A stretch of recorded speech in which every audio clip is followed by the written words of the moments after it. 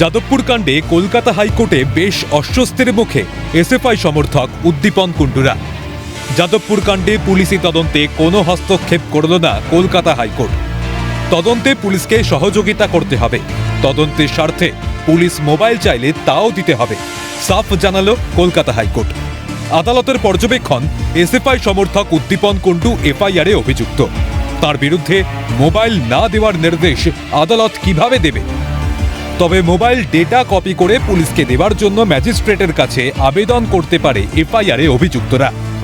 পর্যবেক্ষণ বিচারপতির। প্রসঙ্গত, মামলার শুনানিতে আবেদনকারীর আইনজীবী শামীম আহমেদ আদালতে জানান, সুপ্রিম কোর্টের অন্তর্বর্তী নির্দেশ অনুযায়ী আবেদনকারীর মোবাইল পুলিশ সিজ করতে পারে না এবং তাদের অধিকার রয়েছে পুলিশের জেরায় মুখ বন্ধ রাখার। রাজ্যের বক্তব্য, নতুন আইন অনুযায়ী পুলিশ মোবাইল সিজ করতে পারে। শামীম আহমেদ জানান, মোবাইলে পার্সোনাল ডেটা, ছবি, মেসেজ রয়েছে।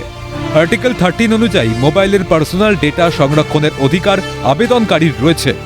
এগুলো ফান্ডামেন্টাল রাইটস। বিচারপতির মন্তব্য, ক্রিমিনাল মামলায় ফোনের কথোপকথন পর্যন্ত রেকর্ড করা হয়। তবুও শামীম আহমেদ জানান, সুপ্রিম কোর্টের নির্দেশ অনুযায়ী আদালতের নির্দেশে পুলিশ, ইডি, সিবিআই মামলায় মোবাইল সিজ করতে পারে, কিন্তু এক্ষেত্রে এরকম কোনো নিয়ম নেই। বিচারপতি রাজ্যের উদ্দেশ্যে জানতে চান, রাজ্যের কোনো অভিযুক্তকে নোটিশ দেওয়ার পাওয়ার আছে। আপনাদের কেন মোবাইল দরকার, সেই নোটিশ কোথায়? রাজ্য জানায় সেই নোটিশ দেওয়া হয়েছে। শামীম আহমেদের উদ্দেশ্যে বিচারপতির মন্তব্য, আবেদনকারীর কাছে মোবাইল চাওয়া হয়েছিল, কিন্তু তা দেওয়া হয়নি। এটা তো অ্যাডভার্স অ্যাকশন। এভাবেই চলতে থাকে আদালতের কক্ষে সরগরম সওয়াল জবাব। শুনানি শেষে বিচারপতির নির্দেশ খানিক অস্বস্তি বাড়ায় যাদবপুরের পড়ুয়াদেরই। মামলায় আদালতের নির্দেশ, রাজ্যকে 4 এপ্রিলের মধ্যে তদন্তের অগ্রগতির বিষয়ে আদালতে হলফনামা জমা দিতে হবে। তদন্তে পুলিশকে সহযোগিতা করতে হবে।